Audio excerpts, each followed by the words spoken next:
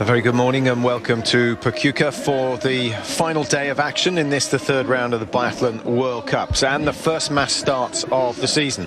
The men going first this week, they drew the short straw, having had the Lion in Hogfilson, and 15 kilometres the distance for them. Not a bad crowd after yesterday's weather. I'm surprised anyone's turned up at all. This is one of those areas, Mike, where the weather changes overnight. It's a bit like the Highlands. It is, and look at it. Well, it's warm again today. They had a bit more rain late or yesterday afternoon, and it's interesting. I don't know how this is going to unfold. Of course, the top 30 all starting together, and the track is wet. It's a little soft out there for those leading, so I wonder if there's going to be some strategy in terms of who wants to take the lead or who doesn't want to take the lead. Well, the big difference in this race compared with the pursuit is the fact that everyone racing starts at exactly the same time. There will be an advantage for the better seeds on the start line, but this is about as close as the racing gets, and this is pure, it's fair. I think the pursuit is open to criticism, Mike, because some of the best guys can find themselves a minute behind at the start, and that's why I feel that the pursuit and the sprint, when they are combined, should be one event, really. But that's an argument for another day. Let's concentrate on this mass start. 15 Ks, 15,000 metres, a winning time, certainly under 45 minutes. Yes, probably around 41 minutes, and again it is slow. The snow is soft, the snow is wet. Jakob Falk there just getting this sort of pre-race advice, telling him to relax. Didn't shoot well yesterday, he needs to shoot well today. But one of the best things about this season is the fact that the minor nations, or the so-called minor nations, have done very well. Slovenia, the Czech Republic, both outstanding performances. Falk, of course, winning, and a great day for Moravec yesterday, getting on the podium for the first time ever. His PB finishing second behind Emil Hegler Svensson in your picture at the moment. And of course, the Norwegian, one of the favourites for today's race. We'll take a quick break. We'll be back for the start of this race, due off in just a couple of minutes' time.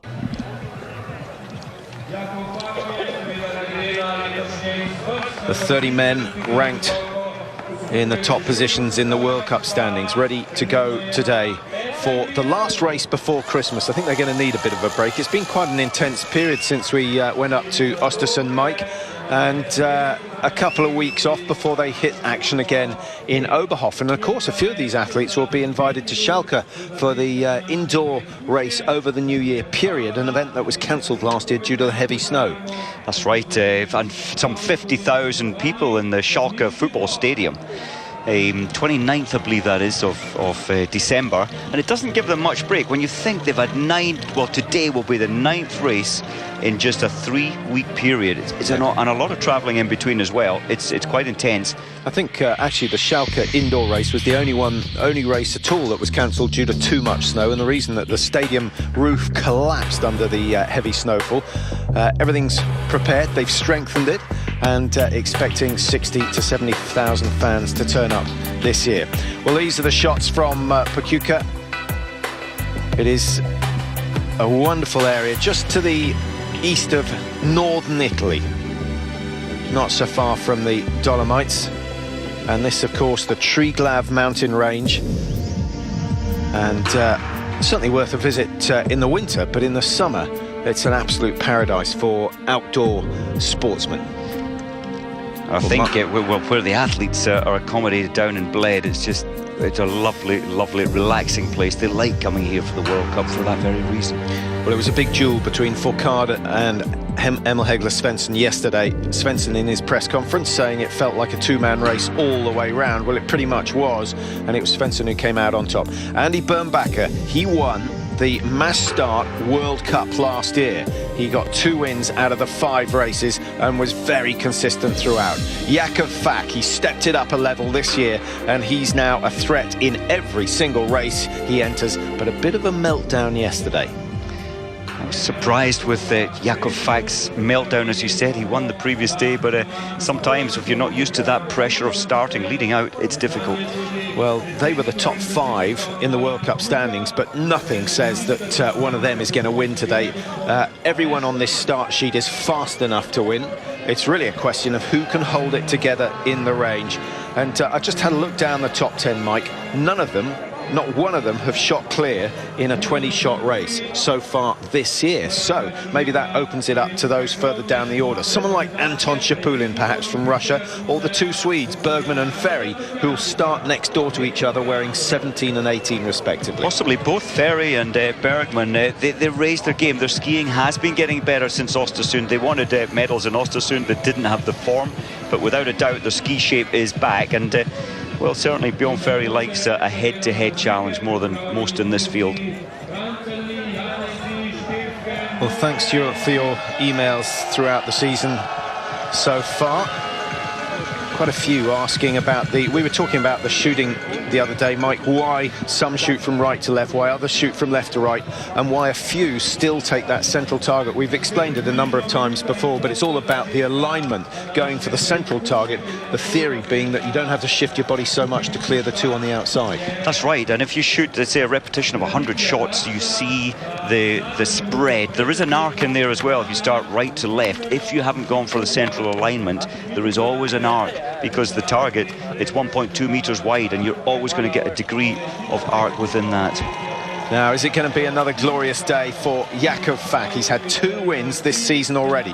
Or will it be Freddie Lindstrom's day? He won a World Cup last year, and he's been taken very seriously ever since. He's currently ranked the best of the Swedes, which will certainly be a little bit of a thorn in the side to Bergman and Bjorn Ferry. Number 8 there, that was Freddie Pinter, who's the best Austrian on the tour at the moment, and Yevgeny Geranichev, ranked 9 in the world, next door to America's Tim Burke, who's had a very good week so far. Can he continue his run of success?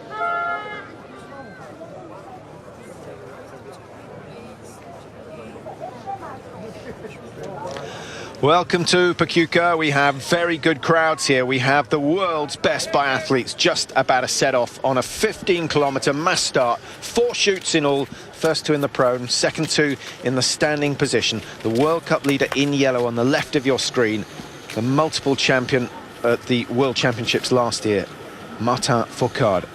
He starts as favourite, but he has looked very tired. He's admitted to being tired, and that gives the others a psychological advantage. Jakob Falk has started well in the centre of your screen. In yellow, Svensson's gone off very hard as well, looking for a good position coming out of the stadium. And I guess, Mike, if you take the lead, you control the pace up the first climb. I think that's sensible. There certainly won't be any arrangement or packed in here, Patrick, but I think this first lap of 3 kilometres, I think we're going to see it fast for about a minute, and then it's going to back off quite slowly to the range. Now, how wise to push the pace as hard as Svensson and Fourcade have done. They want space, they want freedom, because there's a lot of tangling, tripping, pushing in this pack of 30, and the coaches are spread all around the track with spare skis, spare poles, should anything happen. So they just want safety up the front, and that's what they're fighting for this first minute. Well, I see that Ustigov, wearing 3, hasn't really bothered to push too hard. He's just taken it easy so far. And now the climbing starts. Let's have another look at the start. Very good action from Falk in the middle, but Svensson on the far side.